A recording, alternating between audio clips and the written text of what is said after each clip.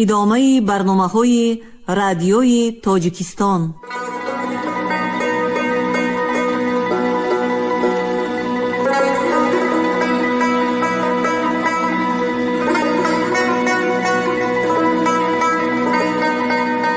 السلام علیکم شنونده های گرامی، با توجه شما گفتاری ادبی از سلسله خوانش بدیعی اثر نویسنده بزرگ تاجیک صدرالدین عینی، یادداشت‌ها در قرائت عبدالرشید خوجامقلوف. قسم 4، گفتاری 91. این خانه ز خشتی کهنه انداختم، در وی جشن زرفتگان ساختم، تا اهل زمان ما بدانند که من یک عمر جوانی به چی ره باختم. مؤلف.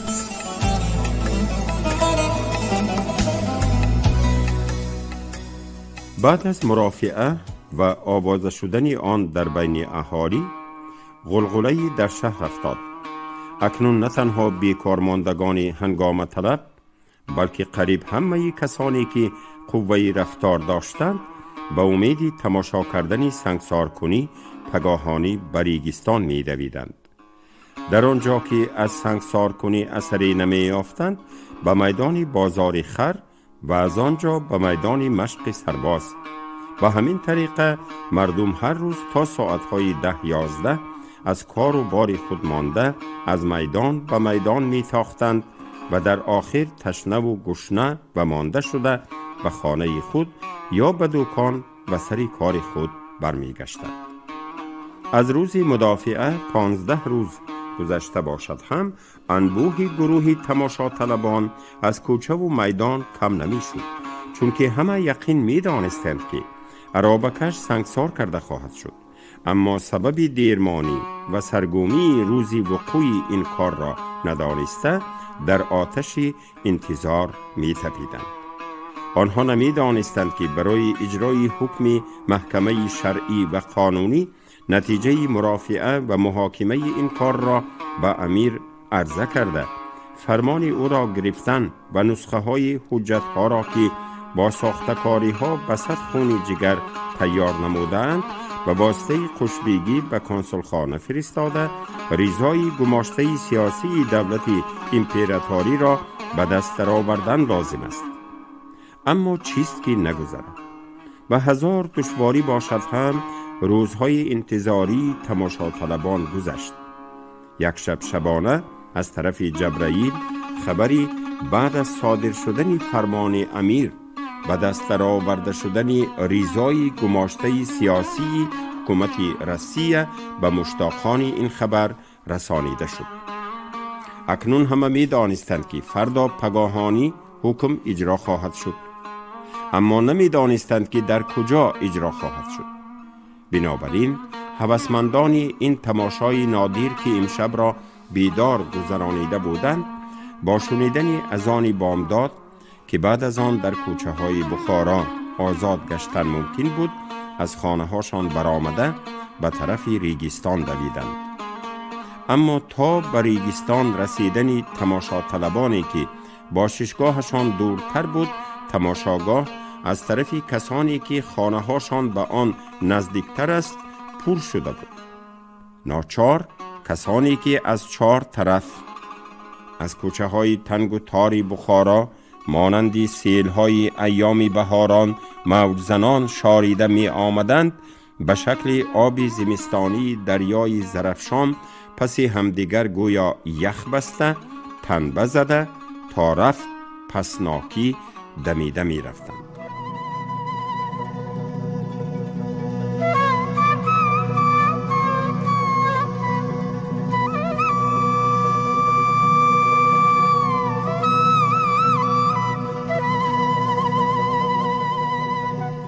به همین طریقه تا سفید شدن روز انبوه مردم که مرکزش در ریگستان بود از طرف جنوب از طاق تیرگران گذشته برسته ندافان و میسگران رسید.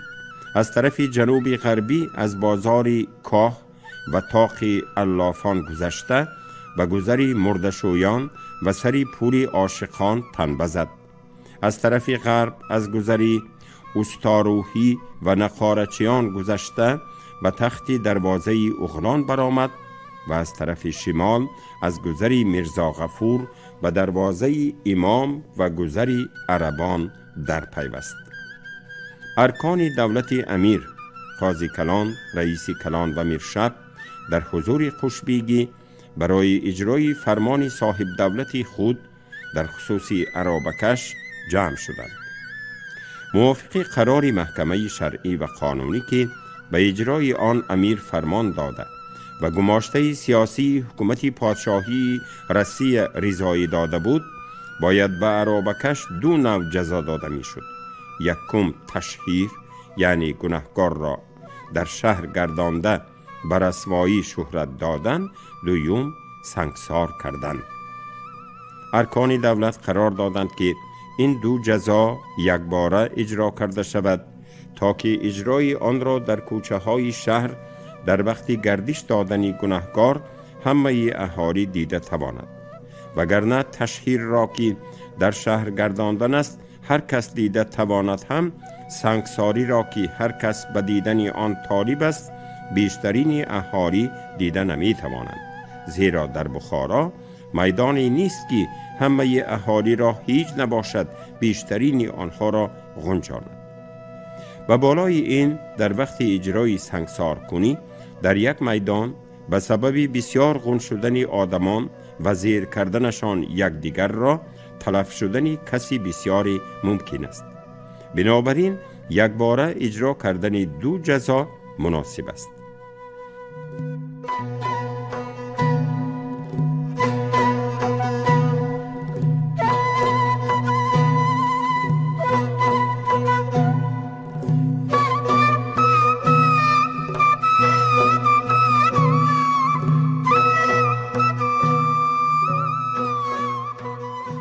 برای یک باره اجرا کردن دو جزا قرار داده شد که گناهکار به شتور سوار کرده شده در شهر گردانده شود و در عین زمان ثواب طلبان او را با سنگها زده رفتن گیرد.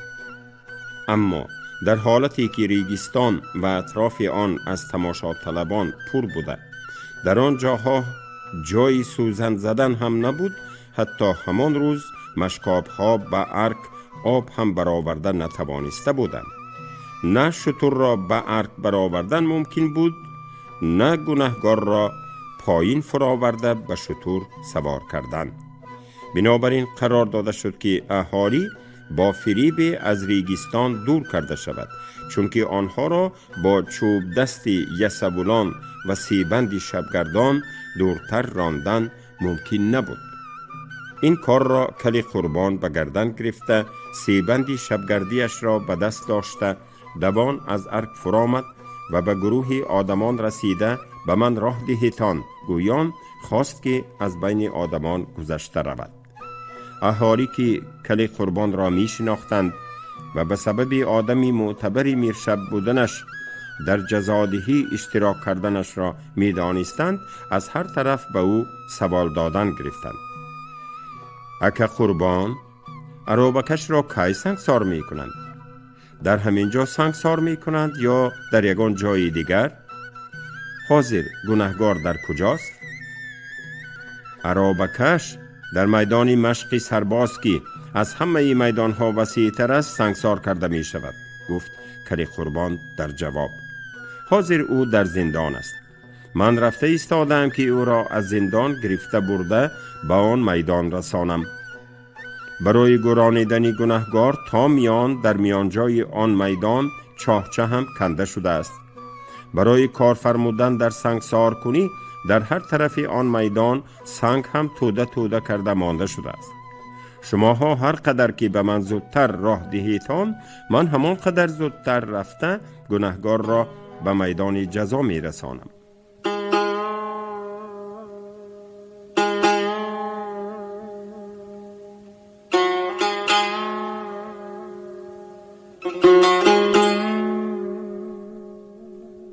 با شنیدن این خبری پخته از زبان آدمی معتبری میرشب، حتی به سخنان آخریش گوش نداده، همه به یک باره از دم ارک و میدان ریگستان پس کشته به طرف میدان مشق سرباز دویدند.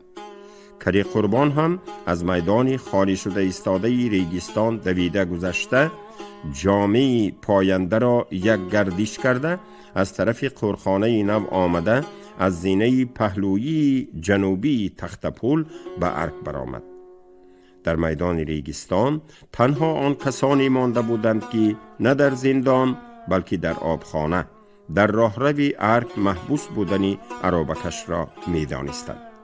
از این جمله گروهی لب حوض اربابیان بودند که من هم در قطار آنها بودم.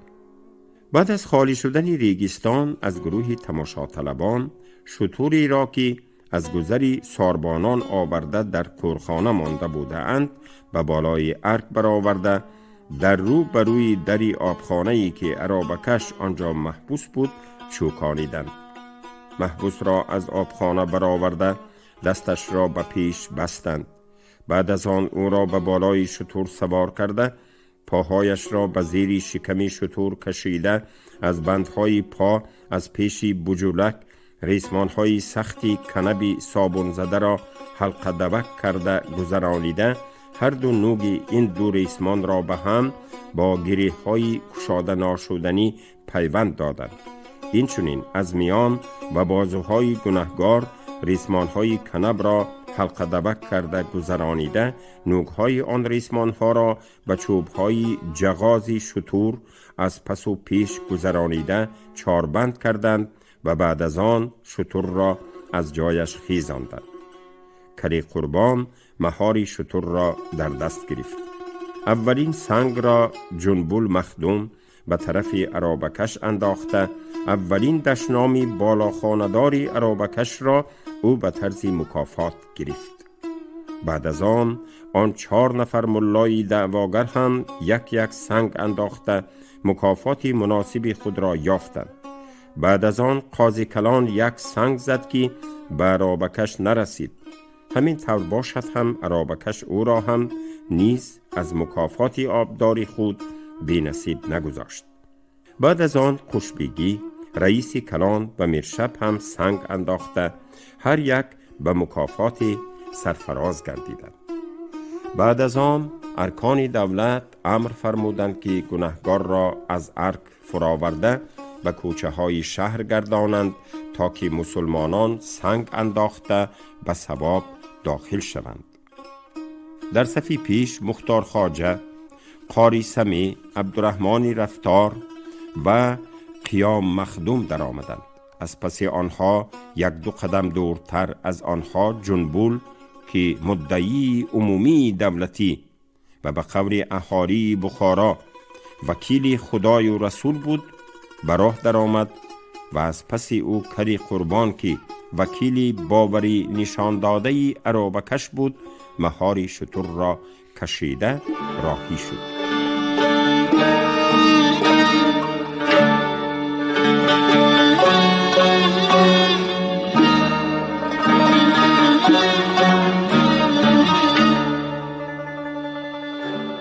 اطراف آنها و شتور را 100 نفر آدمانی سیبنداری میرشب احاطه کنان روان شدند.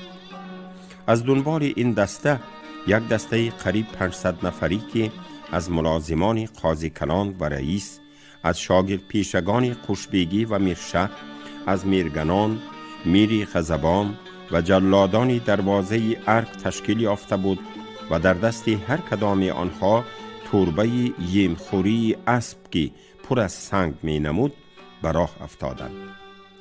وقتی که وکیلان ملایان با ترتیب و تنتنه‌ای که در بالا تصویر یافت با گنهگاری شتور سوار از ارک با تختپول به میدان ریگستان فرآمدند، جلادانی سنگ دست اطراف شتور را احاطه کرده گرفته به سنگ پرانی در آمدند.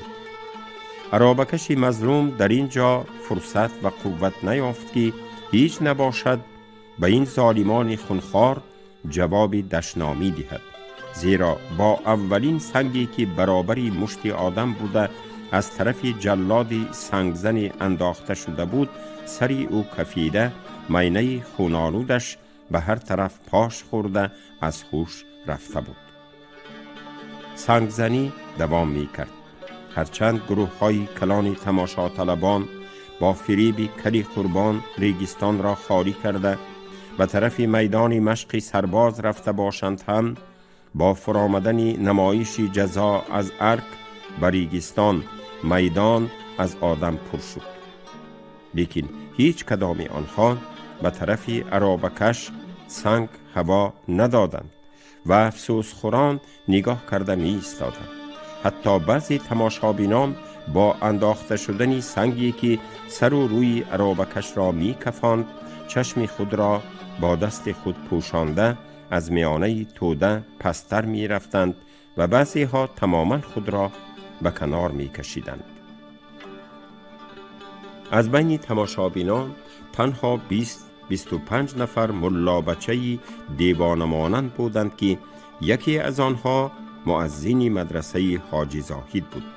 به سنگ پرانی اشتراک داشتند، اما از بس که در دست آنها سنگ نبود، سنگ‌های جلادان امیری پرانده را از زمین چیده گرفته به طرف عرابکش هوا می دادند.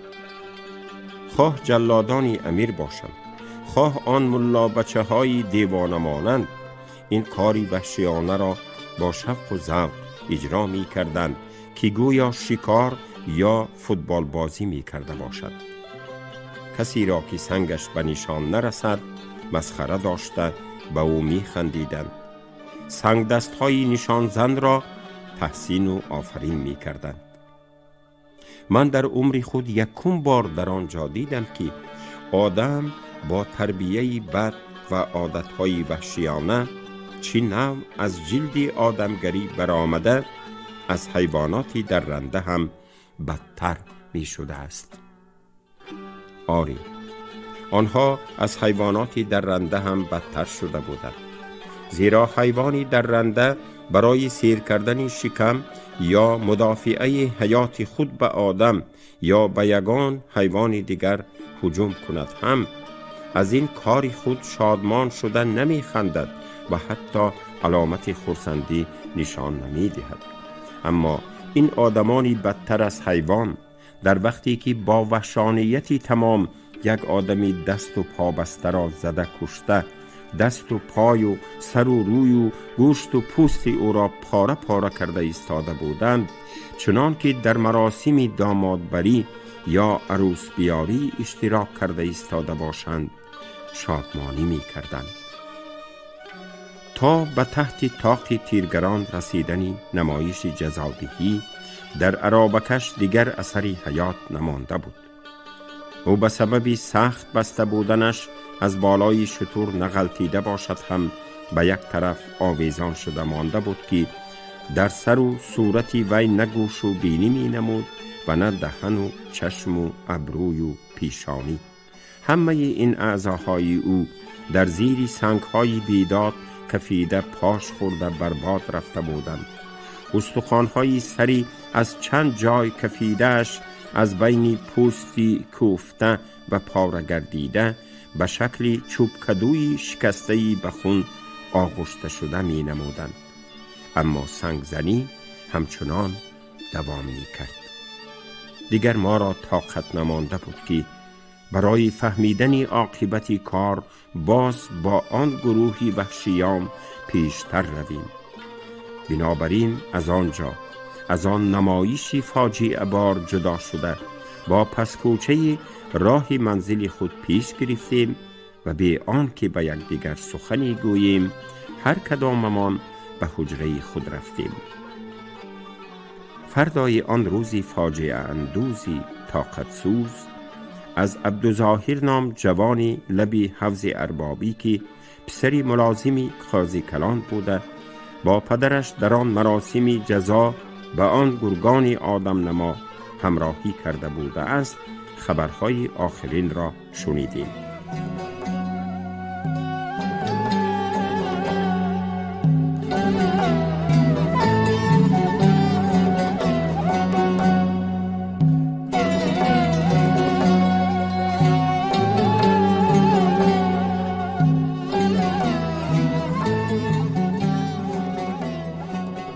نظر به قول او سنگسار کنندگان مرده‌ای بر بالای شتر آویزان شده‌ای عرابکش را همچنان سنگزنان با کوچه‌ای کلانی ندافان و تخمدوزی برده از بازاری نو به کوچه‌ای کلانی لبی رود گذشته، از بین مسجدی خواجه کلام و مدرسه نو به کوچه‌ای سیسو در آمده، با رسته‌ای بزازی و تاقی صرافان و چارسوی بخارا گذرانیدن، با گذری حلبافان و کوی مرغ کوشان تا دروازه قباله رفتند.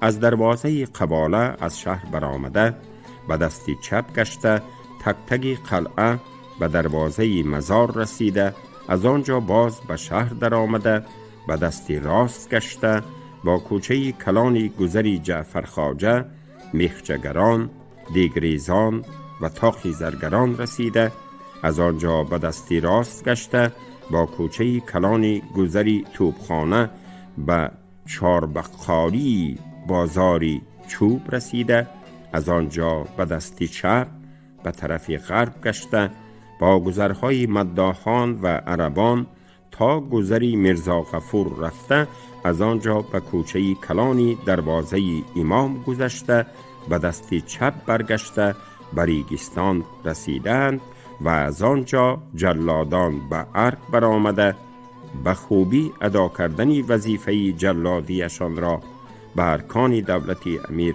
عرض نموده، برای چیکار کردنی استخوان پاره های عرابکش سپارشی نو پرسیدند. موافق فرمایش ارکان دولت 5 نفر جلادان درجه پایانی بی مراسمی سنگ پرانی شتر را کشیده از دروازه اغلان و بیرون شهر برآوردند که مرده عرابکش را در قطار لاشه های حیوانات خود مرده برای خوراک سگان پرتایند. در وقتی که جلادان در لاشه‌زاری حیوانات شتر را چوکانیده، ریسمان های عرابکش بسته شده را بریده مرده او را از شتر فراوردند، 5 نفر آدمی مسلح که سر و رویشان با رومال های سیاه بستگی بوده، تنها سوراخی در پیش چشمشان کشادگی بوده است، از نیزاری پیش دیوار قلعه برقوار برآمده به جلادان هجوم کردند. در نتیجه هجوم 1 جلاد کشته شده، دیگری مجروح گردیده، 3 نفری دیگرشان گریخته رفتند و آدمان مسلح نامعلوم مرده پاره پاره شده عرابکش را به نمد پیچانده به درون نیزار در آمده رفتند. از روی قول عبدالظاهر اهالی شهر که 1 ماه باز در آرزوی دیدن سنگسار کنی از کوچه به کوچه و از میدان به میدان می دویدند، وقتی که در کوچه ها مراسم جزا را می دیدند، به دیدن این منظره نفرت انگیز فاجعه آمیز تاب نآورده از سری راه می گریختند یا با دست خود چشمانشان را تا دور شده رفتنی آن منظره پوشانده می ایستادند.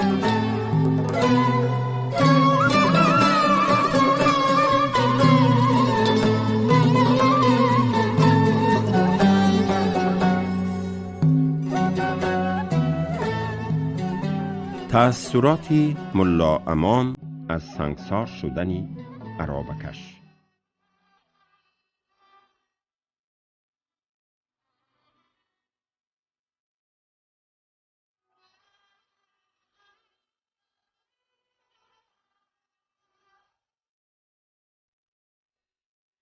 بعد از 1 هفته گذشتن از تمامیت کاری عرابکش، 1 شب ملا امان رازمازی به مدرسه‌چه لب حوض ارباب آمد. در اولی دیدن قریب بود ما او را نشناسیم، چون که او لباسی ملایانه را پرتافته مانند عرابکشان پوشاک پوشیده بود. لباس زیرینش یک ته کرته قلمی کبود بود که از روی میانش را با 1 فوطه کبودی دستی بافته شده بسته در پهلوی چپش یک کاردی استخوان دسته‌ای دراز آویخته بود. به سرش یک سلده کبودی چارخانه ریسمانی دستی بافته شده را پیچانده، فشش را دومی موشی یعنی کوتاه گذاشته بود. لباس رویش یک جامه سیرپخته خجدوانی بود. تنها پایفزانش عرابکشانه چپنانه نبوده، همان کفش و محسی فرتوتی ملایانه بود. با دیدن این قیافه او به خاطر من تغییری لباس کرده، لباس ملایانه را پرتافته پوشاکی قماربازانه پوشیدن یحیی خواجه که در صحیفه های 12-13 قسم سیوم یادداشت‌ها نشر سال 1950 تاجیکی قید شده است رسید. یحیی خواجه این گونه کارهایش را به طرز هزل و شوخی می کرد. از وی سبب این گونه حرکتش را پرسیدن ممکن بود و پرسیده بودند هم. او در جواب آن گونه پرسش‌ها گاها خود را به دیوانگی زده، گاها با آهنگ هزل و شوخی لیکن در حقیقت جدیانه آدمانی را که در جمعیت ضررناک می‌دانست رسوا کرده فاش می‌نمود.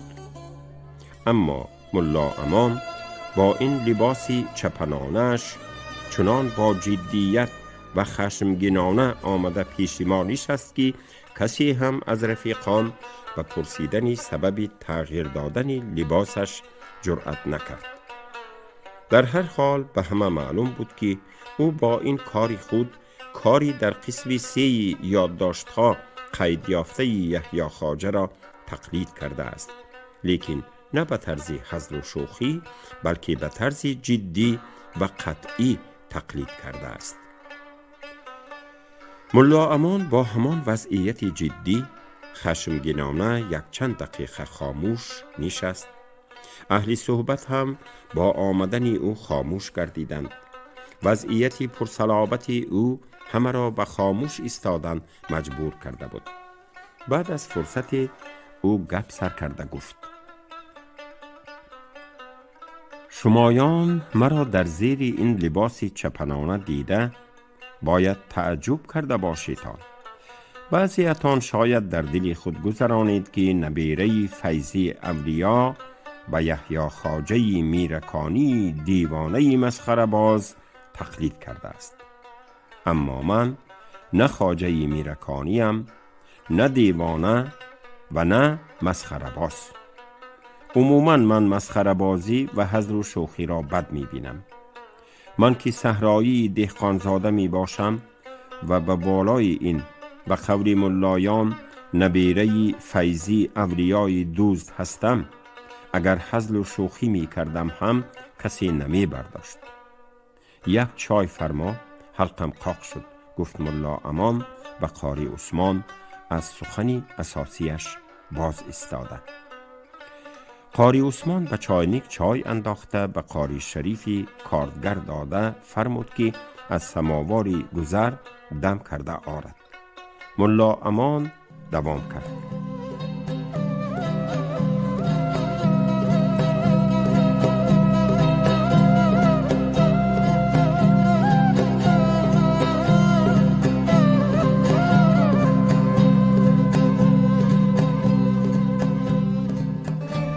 شما گفتاری 91 رو از روی اثری نویسنده بزرگ تاجیک صدرالدین عینی یادداشت‌ها شنیدید. راوی عبدالرشید خوجمقلوف، کارگردان شیرعلی نغزلی. پایان گفتاری ادبی از سلسله خوانش بدیعی.